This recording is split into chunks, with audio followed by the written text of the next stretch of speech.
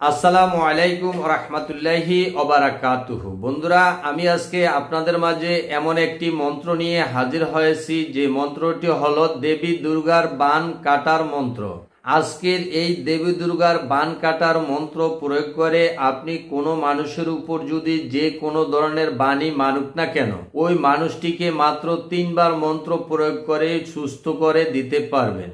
বন্ধুরা, আপনারা অবশ্যই জানেন যে আমাদের প্রত্যেকের কিছু না কিছু শত্রু থেকে থাকে, যে শত্রুরা বিভিন্ন কারণবশত বিভিন্ন অসাধু তান্ত্রিকের কাছে গিয়ে আমাদেরকে বান মেরে থাকে। সেটা বিভিন্ন ধরনের বান হতে পারে, সেটা শুকনো বান হতে পারে, মাছের উপর বান হতে পারে, গাছের উপর হতে পারে, কোনো পশুর উপর হতে পারে, কোনো পাখির উপর হতে পারে, ইত্যাদি ইত্যাদি। যে কোনো ধরনের বাণী আপনার শরীরে মারুক না কেন, আপনি সকল ধরনের বাণী আজকের এই দেবী দুর্গার বান কাটার মন্ত্র প্রয়োগ করে উক্ত রোগীকে সুস্থ করে দিতে পারবেন। খুবই শক্তিশালী এবং খুবই পাওয়ারফুল আজকের বলা এই মন্ত্রটি। বন্ধুরা, আপনারা এই মন্ত্রটি প্রয়োগ করলে বুঝতে পারবেন যে এই মন্ত্রের কতটা শক্তি এবং কতটা পাওয়ারফুল মন্ত্র। আপনার শরীরে বা অন্য কোনো মানুষের শরীরে যদি কেউ বান মেরে থাকে, তাহলে আপনি নিজেই ঘরে বসে যে কোনো মানুষের বান কেটে দিতে পারবেন।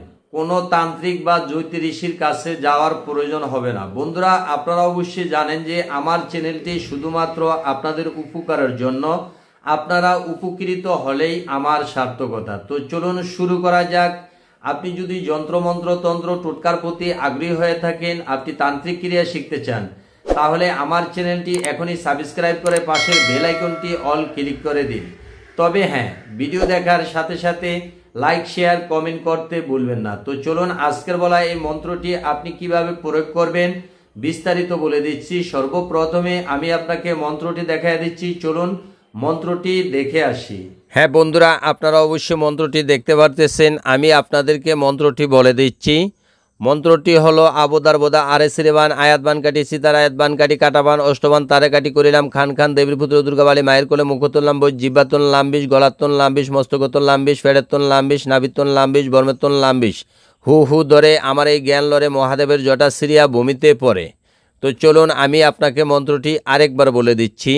মন্ত্রটি হলো আবোদার বোদা আরে সিরে বান আয়াত বান কাটি সীতার আয়াত বান কাটি কাটাবান অষ্টবান তারে কাটি করিলাম খান খান দেবীর পুত্র দুর্গাবালী মায়ের কোলে মুখে তুললাম বিষ জিব্বাতন লাম্বিশ গলাতন লাম্বিশ মস্তগতন লাম্বিশ ফেটেতন লাম্বিশ নাবিতন লাম্বিশ বর্মেতন লাম্বিশ হু হু ধরে আমার এই জ্ঞান লরে মহাদেবের জটা সিরিয়া ভূমিতে পড়ে।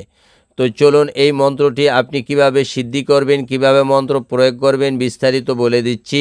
ভিডিওটি না টেনে অনুগ্রহ করে শেষ পর্যন্ত দেখতে থাকুন। হ্যাঁ বন্ধুরা, আপনারা অবশ্যই মন্ত্রটি দেখেছিলেন। মন্ত্রটি সিদ্ধি করতে হলে আপনাকে যে কাজটি করতে হবে, সর্বপ্রথমে এই মন্ত্রটি আপনাকে ভালোভাবে মুখস্থ করে নিতে হবে। তো যখনই আপনার মন্ত্রটি মুখস্থ হয়ে যাবে, এবার আপনার সিদ্ধির পালা। আপনি কিভাবে সিদ্ধি করবেন, তো আপনাকে সিদ্ধি করতে হলে যে কাজটি করতে হবে, কোনো শনিবার অথবা মঙ্গলবার যে কোনো সময় আপনি উত্তরমুখী হয়ে বসে আজকের বলা এই মন্ত্রটি 108 বার জপ করলে আপনার মন্ত্রটি সিদ্ধি হয়ে যাবে।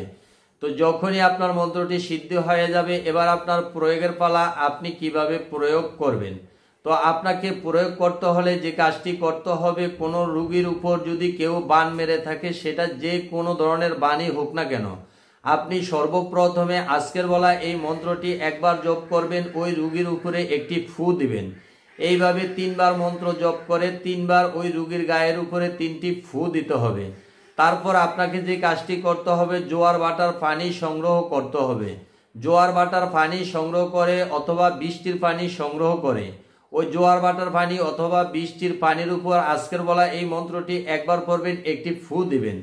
এইভাবে 3 বার মন্ত্র পড়বেন, 3টি ফু দিয়ে ওখান থেকে কিছু সংখ্যক পানি নিয়ে উক্ত রোগীকে গোসল দেবেন। আর কিছু পানি রোগীকে 7 দিন অথবা 3 দিন পর্যন্ত খাইতে দেবেন। তাহলেই রোগী সম্পূর্ণরূপে তার বানের প্রভাব থেকে সুস্থ হয়ে যাবে। তো আশা করছি বুঝতে পারছেন।